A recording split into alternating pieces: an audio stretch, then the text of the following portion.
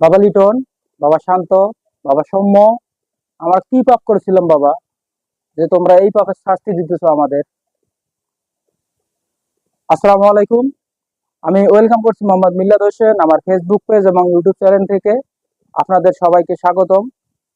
তো আজকের আলোচনা বাংলাদেশ এবং ইন্ডিয়ার মধ্যে প্রস্তুতি ম্যাচ নিয়ে আলোচনা করতে এসেছি।